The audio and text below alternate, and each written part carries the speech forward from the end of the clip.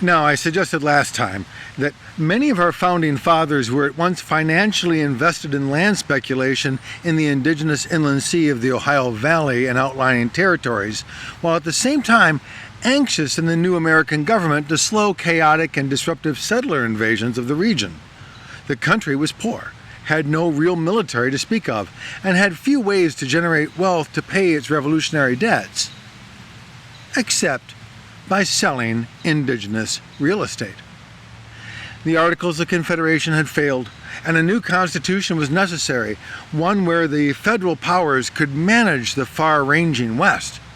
Now, you and I, we learn about this time largely as a balancing of state and national level rights. And in one sense, this is true.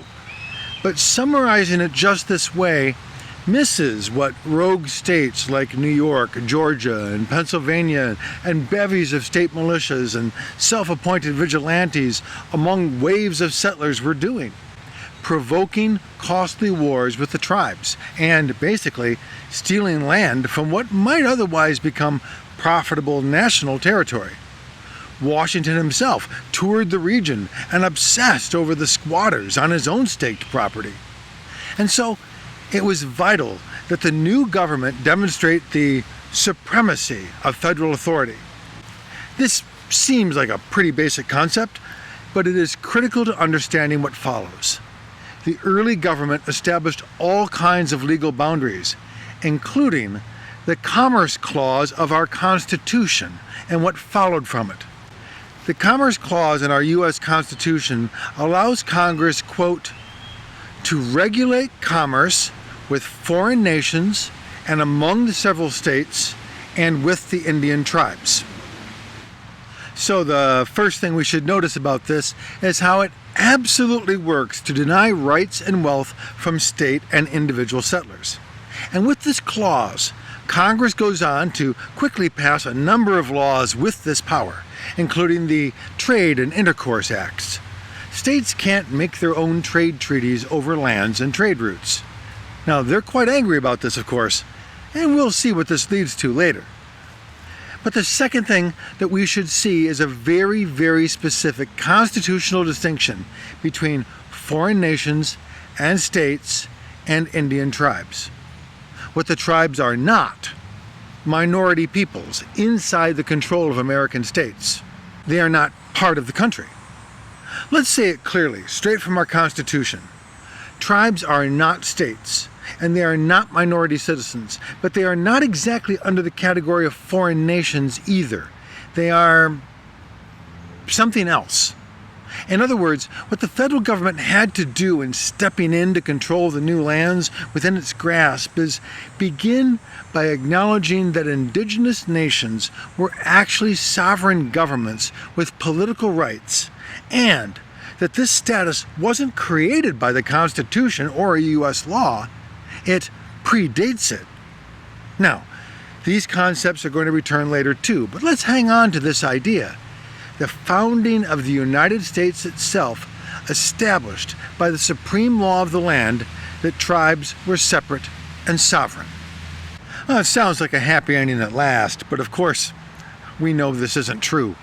Because it's one thing to pass a law, even a constitution over on the East Coast, and quite another to enact it in practice. And already, in most every territory we've been talking about, the genie was pretty much out of the bottle. Settlement was underway, militias were moving through the regions, and informal or private agreements were being forged and changed daily. Rogue and criminal land speculators were promising free land. And since you and I are now occupying this territory and more besides, we've grown to accept a kind of natural inevitability to this pioneering travel.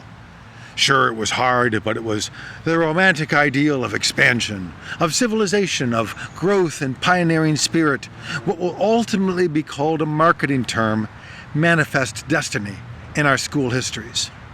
Then and now, we have saturated our story with terms of natural outcomes and euphemistic goals, like for instance that we wanted to civilize the tribal peoples or Christianize them, or anything to suggest that this unwieldy expansion was relatively peaceful, Like the Davy Crockett and Daniel Boone stories, John Wayne and How the West Was Won, or Little House on the Prairie.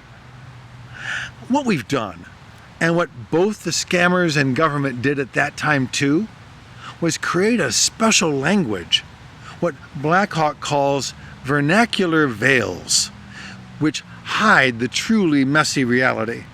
Surely the indigenous nations were written as sovereign, but on the ground, the American settler movement, now accompanied by federal commissioners and other supposed agents, still had all the old methods of manipulation that they had learned from the Spanish, the French, and the British before them.